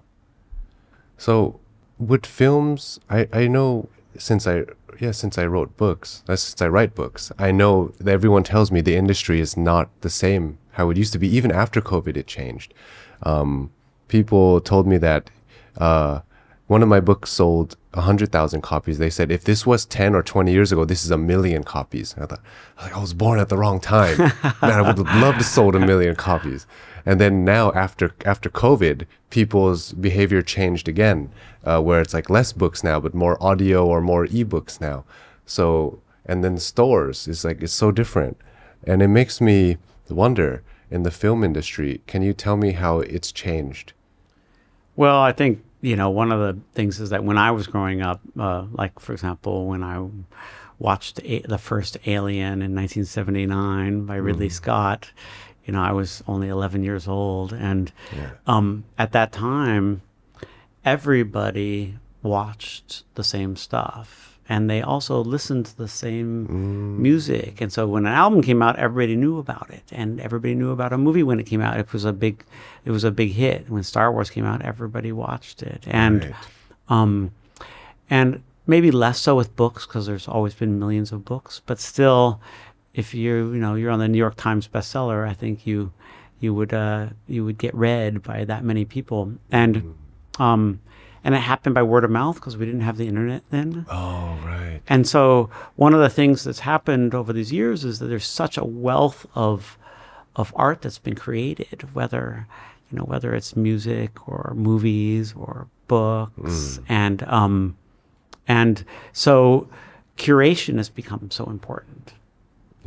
And so for a while, curation was so essential because you would read a reviewer who you trust, who has the same taste as you. You'd read their reviews and watch the things that they liked, they reviewed well, and you would go watch them. And then I think the internet shifted that, and now we're in an interesting place where it's about algorithms. Oh, wow. And analytics. What comes up in our feed? And, and I think that it behooves people to make their own list of films they want to watch and then go and find them. Because often we get distracted, or we're a half hour looking at the feed and still not finding what we want to watch right? But there's some gems in there. They're just not coming up in our feed. And so I think it's a little bit of a tangent, but I think that it's really shifted the industry in terms of everybody has access to almost everything now. You have access to all music now. Before you had to go buy the vinyl. So, that's a big investment to buy a whole album. So you really pick them more carefully. I've been a photographer since I was 11. I shoot almost every day. And in the old days, we had film in 24 rolls and 36 rolls. So when you're only shooting 24 pictures on that one roll, you're really careful. Yeah. Now, I don't know about you guys, but on my phone, I have like 20,000 photographs. So right? So there's so many pictures. I take pictures all the time. So I think the industry has shifted in that in some ways, it's easier more accessible to pitch an idea. So, for example, in TV series in the old days, you would have to finance your own pilot. And if you paid for a pilot, and this is why only the big companies could do it, if you paid for a pilot and then the studio liked it, they would pick up the whole series. Wow. But, one pilot costs a lot of money to make. And so now you can go with a pitch deck and an idea and pitch it to some executive. And if they love it, you might have some development funds right off. So I think it's shifted that way. And then one more really important way it's shifted, which I think is positive, is that I think Netflix deserves a lot of credit for this, is that they realize that there's talent all over the world. Wow. So using local talent in all of these countries instead of, all the talent being in the West, there's talent all over the world. And every country has amazing, talented people. And it's really taking advantage of that, because if you think about it, like if I make a film in Thailand, I'm going to think local first, right, and then fill in the gaps that I can't find from experts outside. But whatever I can find locally is going to be good for the project, because it saves budget and it also spurs on the local economy. Amazing. And gives people opportunity to come up. Yeah. So, I in an interview you mentioned that Thailand, Bangkok is going to be you said it's what LA used to be, and that it will be the hub for filmmaking in Southeast Asia. So when I heard that, I was thinking, what's a follow-up? Because a follow-up question, like, what do I want to know? Is like, then what do we do with that information? Like now that I know, now that Isaac knows that this is coming here, and then a lot of people are investing here. There's Bollywood films, a lot of Korean films here. For us, we're content creators and we're like entrepreneurs. What do we do knowing that that's about to happen here? I think it's happened. Okay. I think Thailand is already the hub of filmmaking in this region. And it's, really over the last 10 years, it's kind of grown to that, but we're pretty much there. Okay. And you see it in stark contrast, because there's kind of been somewhat of a downturn in the rest of the world right now. In terms of the amount of production being produced. Yes. But Thailand's still very busy. So often I need to find crew members and everybody's busy. So I think it's an opportunity. I'm not sure in terms of creative content or podcasts how that gets leveraged, but there's absolutely opportunity. And I think people can play roles in an industry that needs talented people, organized and creative. And there's a lot of roles in the film industry that need more people training in those roles. And I've started to make it more of a goal to go and speak to universities, because, and often if it's a general talk, I'll talk about all the different roles that we have in film production and go through them and just talk about what they are, and then maybe take a vote of the audience of who would be thinking about which roles. And it's quite interesting. And you see that there's so many different roles that people can play. Wow. And I think opportunity in terms of bringing small productions up. And we know this from the internet. Like, for example, if somebody has a vision and they make a short film, we now can make short films with technology that we own, even with our phones. Right. So it's really, even more than before, story is king. So if you have a really compelling story and you can tell it well, the technology doesn't matter that much. Even the editing doesn't matter. Even if the screen went black and you could only just listen to it in parts, if people are intrigued by the story, they'll still be pulled in. And based on that short, I think people can get opportunities. People can see what you made, and you can take it to the next step. Wow. There's a saying in northern Thailand that my friend would tell me that when I decided to move here, especially at the peak of my career, I decided to move to Chiang Mai, which was kind of crazy because everything's in Bangkok, all the best guests and everything, but my guests would fly here. So my friend would tell me there's a saying. He's like, Sean, have you heard the saying? It says, "Yat kon bon yat doi." I think that's what he said. So if he translates it, it would be like top people on the top of the mountain, because here we're in the mountains. So it's like amazing people on the top of the mountain. And then he would tell me, the best comedian in Thailand lives here. Now the best like video inspirational maker is living here. And then Ajahn Chalerm Chai, the one that put kind of northern Thailand on the map for making the White Temple, is here. And Bua Khao is here, the best Muay Thai fighter in the world. Like 10 years ago, 20 years ago, lives here. And Panek and many film directors have moved up here. Right. Chiang Mai is a center for creative thought, right? It's a university town. It's a creative town. Yeah. And I think people don't move to Chiang Mai to make millions of baht. They move to Chiang Mai because they love it and they want to be creative and they want to be in a creative community. Yes. And you can always fly to Bangkok. Yeah, you can. Yeah. Yeah, exactly. And I was wondering, because you've worked on over maybe 40 or 50 feature films now. I want to get into your life more too, like an amazing life. And you've done so much, and you're giving back to the community. But the reason I mentioned that, Yat Kon Bon Yat Doi, is because you're also one of those people. And I want to know what made you choose Chiang Mai. I think it's important for us to not be right in the epicenter of our industry. Wow. So we can create our own path. Amazing. And so when I first came to Chiang Mai, that was part of the idea, was that the film industry wasn't really, there was a lot of corruption. There wasn't really great systems in place for making films. And so I thought, if I start a company in Chiang Mai and I surround myself with people I trust and with a creative community around myself, then I can start small again and then get bigger from there. Wow. And part of that is also just loving Chiang Mai and wanting to be somewhere where we're a little bit closer to nature. Yeah. I feel like if we don't touch the ground, that's not a good thing. And when you're in a concrete jungle, you tend to not touch the ground. Amazing. And I think we need that. And Chiang Mai has this great combination of being rustic, but also providing everything we need. I mean, there's great supermarkets and there's great movie theaters and great restaurants. Yeah. And so it has everything we need. Yeah. And as a center, within an hour, we're in the mountains, we're in the jungle, we're on the lake. Yeah. So I think that it's a great centerpiece, and there's flights all day. So it's a great spot to have as your base and move out of. But I think one of the main reasons why I moved and started living films in Chiang Mai was because I wanted to forge my own path, and I wanted that path to be synonymous with being in Chiang Mai. Wow, that's amazing. I never heard of that, to live somewhere outside of the epicenter of your industry.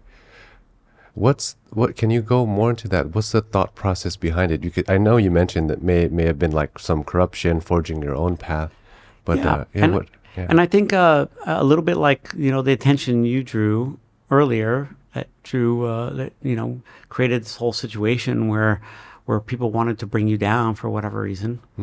I think staying out of that limelight is sometimes important. Stay under the radar. So, for example, Yeah. if I have a important project, a film like Alien Earth, I'm not going to go around and tell everybody, hey, I'm about to make an Alien Earth, because then I'm suddenly, in the crosshairs. Everybody needs something. So we do an important project.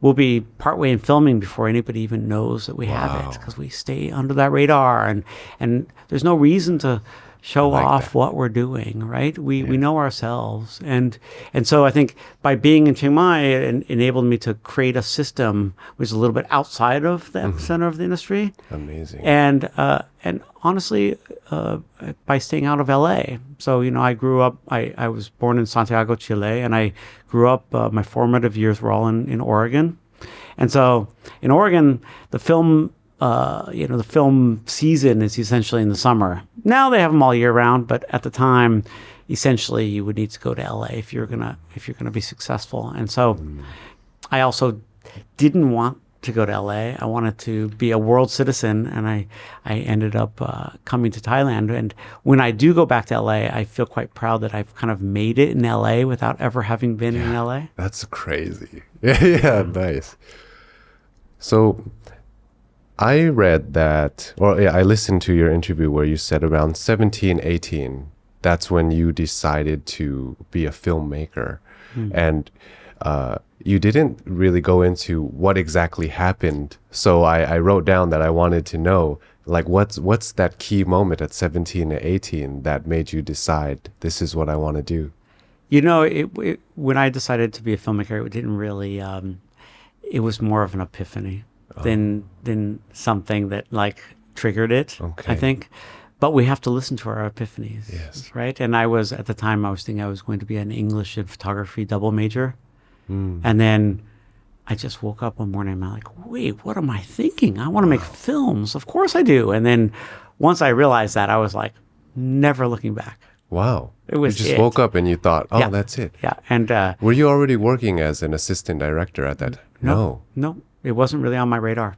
But once I realized it, it just hit me. Wow. So it was an epiphany. And I was studying at Beloit College in Wisconsin, and it's a small liberal arts school, and they didn't have a film program, but they had they called it a track to build your own major program. So I decided to build my own film major at the college, which the committee accepted. And so I graduated in film, but I was the only one in that college. And I spent a year in Italy, in Florence, going to film school, and came back for my final year. And I thought it was something that lots of people do, but when I graduated, they told me that I was the first person in 7 years who had actually created my own program and graduated in it. So I was quite proud of that at the end. Yeah, I didn't even know you could do that.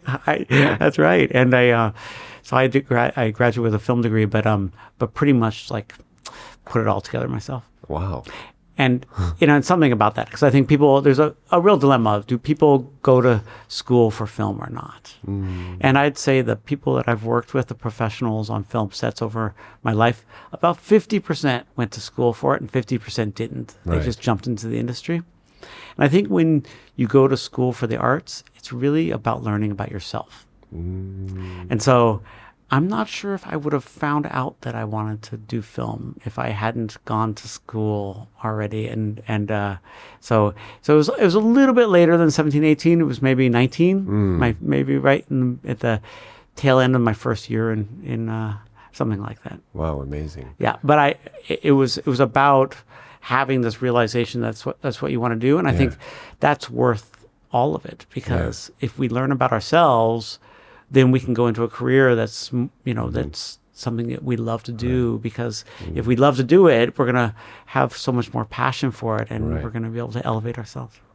I notice a theme now in your life is you have these things pop up, these ideas pop up, and you act on it. That's true. And then it turns out quite well. And I think maybe that's something that you're thinking, that there's a stream of consciousness that you kind of just implants into you. But I'm wondering, on the spiritual side, do you think it's maybe you from the future saying, it's telling you something? Or do you think it's just random idea that pops up and then you take it, or what is your philosophy on what's going on there with I yourself? think maybe I'm just tuning into something Yeah. greater. So I think there's a lot out there that we can tune into, and again, back to our egos. I think our ego, and this is less about the ego of us feeling good about ourselves and more the actual ego in our body blocks out these connections. So I think we can find ways, and so to connect with those voices. Some people who might call it spirits. Some people might call it a guiding voice.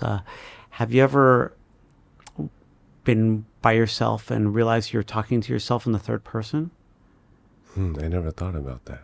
Because if we're aware of that, so for example, maybe I'll be walking on the beach and then there's some people over there and then in my head the voice is like, you should go talk to those people. And I take a minute and be like, wait a minute, who's talking to me? Like, is that me?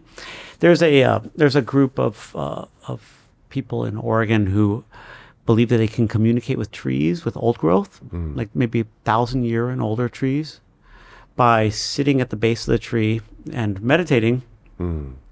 And 3 or 4 or 5 or 6 hours into sitting at the base of that tree, they start to get thoughts that they realize are not their own. Wow. And they write them down.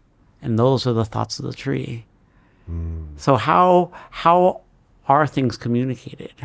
What is spoken and what's unspoken, and what comes to us and we ignore it, or what comes to us and we realize it? And I think maybe it's being in Thailand, but I've been able to lead my life in a way where I listen to it more. So for example, if I'm going to my office in Chiang Mai one day and where I'm supposed to turn into the office, I'm like, no, wait a minute, I'm just going to go straight today. Yeah. Even if I'm late for the office, that's okay. I'm the owner. I can be late. Yeah. And I just go up the hill, because I felt it.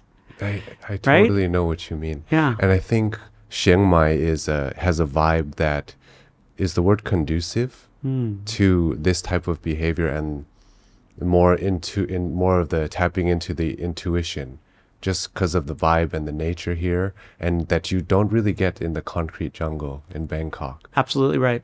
And maybe one of the things that drew me here is very perceptive comment. Right. Can you tell me of an experience you've had meditating? I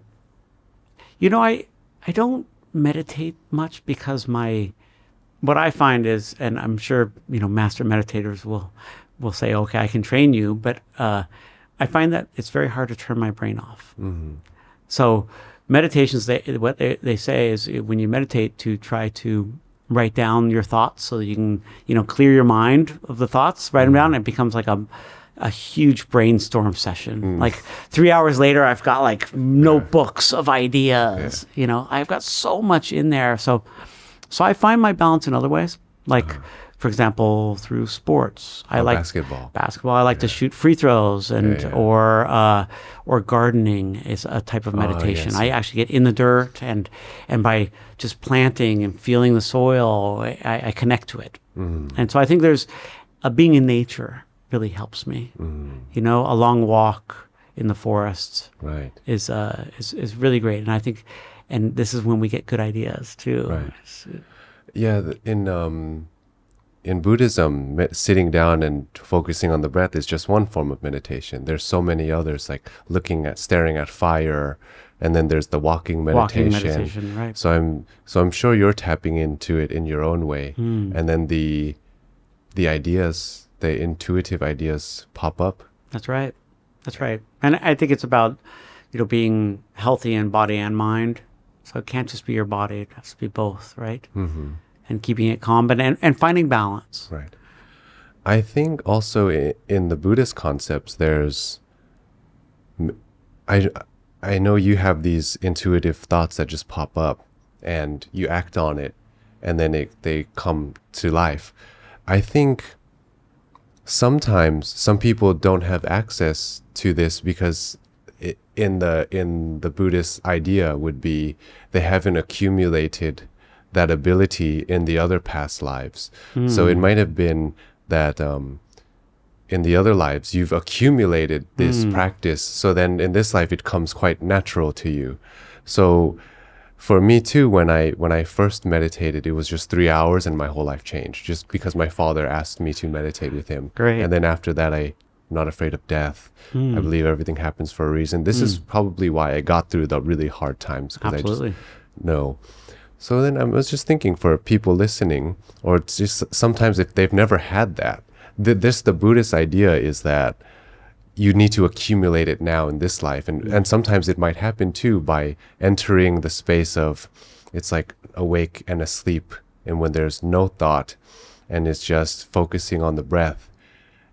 And then it builds your intuition. I always think of it as when I train with my friend Leo and I'm lifting, I can lift 5 pounds 10 times in the beginning. So it would be like, in the beginning, you can't really focus on your breath for more than 5 times, but I would think of it as reps, like your brain is just getting stronger. Next time, you'll be able to focus for 10 breaths without thinking of something else. And then I feel like when you lift weights, you build the muscle. When you focus on the breath, you build your intuition. And I remember in some interviews, you said that when you were learning Thai, it was as if you weren't learning it. It was as if you were remembering a language you learned before. That's true. So can you talk to me about that, about maybe being a Thai in your past life? Have you seen it, or did you meet a fortune teller, or how did this idea come? Well, first of all, my mother used to tell me that she thought I was a very old soul. So maybe that influenced me. Right. And she said, "Oh, you're much older than I am. I can tell." And I'm not sure where she got that from. Wow. And I've had some experiences. So, for example, I was at a spirit channeler at one point when I was young, in my 20s. And it was an interesting woman who claimed to take on a 17th century Ethiopian man as a spirit. Wow. That's been stuck on our plane. And so the interesting thing is, as soon as he went into her body, she could speak 17 languages fluently. Oh my so God. anybody could ask anything in their own language, which is really interesting. And so it's one of these things where whatever you believe, it's interesting. Jesus. And once he was in her body, he told me that I had lived a past life in India, and that I had been a holy man at that time. And what's amazing is that then he proceeded to tell me the story of a dream I had had like 3 years earlier. Wow. And you know how sometimes you have lucid dreams. In that dream I had, I was speaking. The entire dream was in Hindi, even though I don't speak Hindi. And so in the dream, I understood it completely. When I woke up, I was like, "That's crazy." And in the dream, I was walking along a lake with a older woman, and it turns out that I was talking to her about her daughter who I was in love with. And the religion that I was a holy man forbade me from marrying. And so the discussion with her was, should I give up my religion and marry her daughter, or should I stay true to the religion? And at the end of the walk, I decided to marry her daughter. And then I woke up. Wow. And it was in Hindi. And then 3 years later, this medium tells me that I had a past life in India and that I gave up my religion for love. And so I think some people would say maybe they're just taking that, they're reading me and taking that out from me. But whatever we believe, for me, I believe in multiple lifetimes. And I thought, this is interesting. And it made me think more deeply about, well, how many lives have I lived? And what did I do? And so I actually had another spirit channeler tell me that I had been Thai in a previous life. And they said that I built temples. I was a construction worker. Wow. And moving blocks. And it was one of the reasons why, and he said, I have a feeling that in your life you've had this you haven't leaned towards like manual labor in terms of the work you do, and this, which is totally true. Like I was quite skinny growing up, and I didn't really do manual labor much, and like getting in the garden has been really good for me, and digging my own dirt, and so I've come back to it. But it wasn't why I thought that when I first came to Thailand. I think I had forgotten about that, or maybe it was later. But when I first came to Thailand, I felt like, and I've been around the world.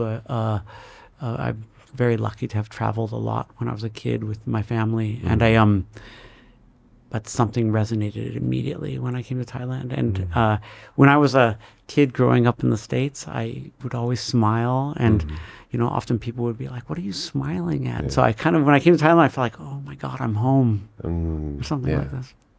Amazing. One of the biggest forms of creating merit is, of course, meditation is probably number one, because if you change yourself, you just become a pleasant person for the world. But the other one is building temples. So if in your life before, and you were in India, and you were a holy man, maybe the next life it would make sense that you devoted yourself to building temples, because that's one of the biggest ones you could do. Providing a place for people to worship and monks to sleep at temples is a big one. And I feel like in that Buddhist way of thinking of it, in one lifetime, there's only one or two or maybe three major pieces of our character that we need to work on from the previous life. It would be very helpful if we knew about our previous life, so that we knew what those are. But I think that's part of self-discovery, right? Is finding out what that is. And then if we don't overcome those pieces, then we are reborn to fight that same battle again and try again. For however long it takes. And so I like that way of thinking, because if we realize, okay, hey, here's something I'd really like to work on and overcome in my life, and then we're successful in that, then maybe we don't have to tackle that on the next one. Right. I believe in past lives as well. I don't know of my other ones, but I did have people tell me certain things about being in Chiang Mai, about why I come back and help Chiang Mai, and even about, some people would say they didn't know that I like swords, but they would see me and say, like, you used to practice swords all the time when you were in Mongolia. And I was like, oh, and then and would say things like, your current partner was your mom before, or things, and you're helping each other. And then I was but I resonate with what you said about learning Thai, was like remembering, like when I'm learning swords in this life, some of the movements come so naturally that I'm just, and so fast, like I just do it a couple times and I could do it, and then I start to remember that, and then you kind of tap into something and it just feels like familiar. Instincts build up. The 10,000 hour rule, right? To get really good at something, we need 10,000 hours of it. But what if that 10,000 hours was in your previous life? Right? So then it becomes like muscle memory, or something that feels comfortable in this lifetime, maybe.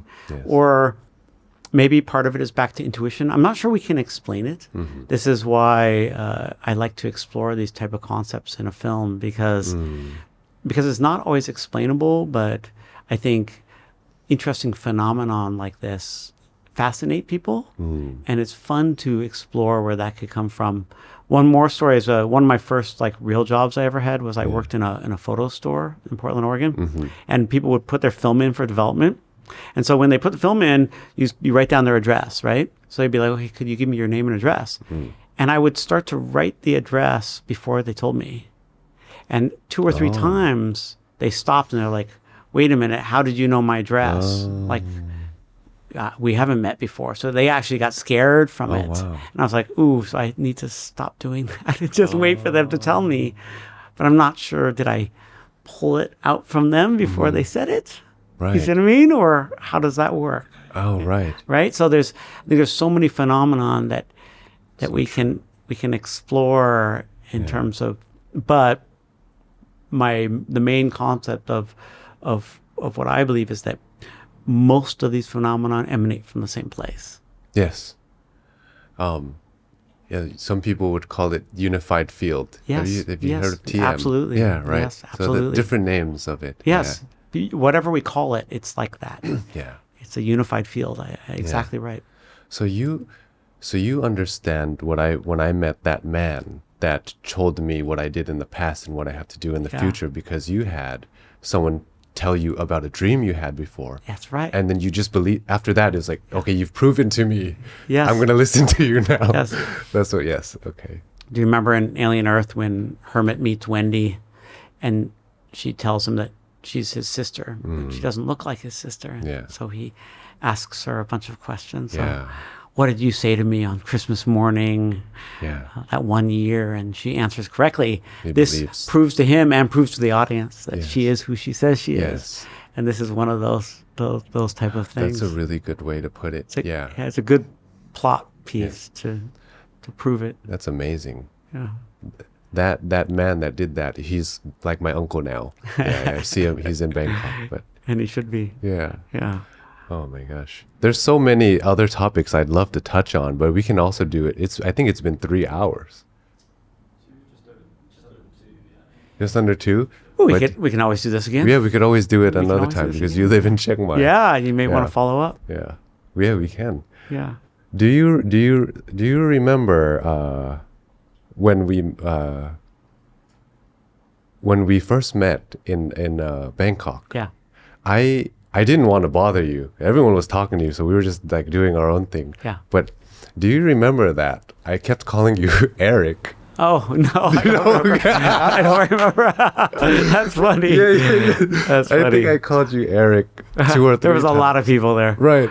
And then Isaac was like, no, Isaac was like, Chris. He's like, you mean Chris? I was like, yeah. I was like, oh yeah. I was like, Chris. Damn. I was thinking, man. You know, for long names, they all sound the same. But I'm so glad you didn't remember that. But yeah, that's so I did funny. not. Yeah. I did not. Yes. But I it's think understandable. right. I think a really good fun thing we could do to close is we'll close in Thai. We could have like a little like พูดภาษาไทยกันแบบคนไทยจะได้รู้ว่าคุณคริสอยู่มา30 ปีแล้วก็ฝึกพูดภาษาไทยด้วย Yeah. เดี๋ยวจะกลับไปคุยเรื่องตอนมาเมืองไทยครั้งแรก เพราะว่าบางทีถ้าเป็นคนไทยบางทีเขาไม่เข้าใจนะที่ตอนมาเมืองไทยครั้งแรกก็มีความรู้สึกว่ามันมีคำถามให้ตัวเองว่ามันเป็นไปได้ไหมว่าชาติที่แล้วก็เป็นคนไทยเพราะว่ามันรู้สึกเหมือนกลับบ้านแต่ไม่เคยมา Wow. เรารู้สึกว่าแบบถ้าจะเรียนภาษาไทยก็จริงๆก็ไม่เคยเรียน ไม่เคยเรียน ทำไม ก็เลย พูดได้ ไม่รู้ มันพูดทุกวัน ว้าว หรือจะเป็นคนไทยชาติที่แล้วไหมแล้วก็มีคำถามที่จะเพราะว่าอยู่เมืองไทยมันเกือบ30 ปี30 กว่าปีแล้ว33 ปีแล้วว่าถ้าอยากเกิดเป็นคนไทยชาติหน้าทำยังไง ว้าวเราได้คำตอบไหมครับ ไม่มีคำตอบไม่มีใครมีคำตอบ แต่ตอนนี้มันรู้สึกเหมือนพูดกับคนไทยจริงมาก ขอบคุณครับ แล้วก็พูดหรือแบบชัด It's amazing เยี่ยมมากเลยครับ Thank you ก็คุณคริสเขาเป็นโปรดิวเซอร์ที่ทำภาพยนตร์แล้วก็เอาภาพยนตร์ใหญ่ๆมาทำที่เมืองไทย มีทั้ง Hangover 2 Bangkok Dangerous แล้วก็หนังที่ดังอยู่ตอนนี้เป็นซีรีส์ชื่อ Alien Earth ผมก็เคยดูแล้วซีซั่นเพิ่งจบเมื่อ2 สัปดาห์ที่แล้วแนะนำให้ทุกคนเข้าไปดูครับมันสนุกมากแล้วก็ทั้งหมดถ่ายที่ไทยครับแล้วก็คนที่ทำให้มันเกิดขึ้นที่ไทยก็เป็นคุณคริสครับเพราะว่าเขามีไอเดียเกิดขึ้นว่าส่งไปให้เขาเรียกว่าอะไรชื่อแมทหรือเปล่าครับใช่แมทเขาเป็นคนที่ทำงานที่ FX แล้วก็ส่งไปว่าเขาพยายามหาที่ถ่ายแล้วก็คริสก็แค่นึกถึงเขาว่าลองส่งไปทักทายแล้วก็ถึงเมืองไทยนึกถึงหน้าเขาไม่รู้ใช่ไหมก็เลยต้องติดต่ออยู่ดีๆเขาก็คิดว่าไปถ่ายที่เมืองไทยก็เลยมี700 กว่าคน ที่มาอยู่ในเมืองไทยมีงานทำให้คนไทยมีงานแล้วก็มีคนพักที่โรงแรมกี่เดือนกี่ปีครับที่ไทย2 ปีกว่านาน 2 ปีก็ถ้าผมก็ไม่รู้ว่าคุณคริสผมก็เชื่อว่าคุณคริสเคยเป็นคนไทยเพราะว่าใครจะมาช่วยประเทศไทยเยอะขนาดนี้ เอาแบบโปรดักชันใหญ่ๆมาสร้างงานให้คนไทยทำให้อีโคโนมีของประเทศไทย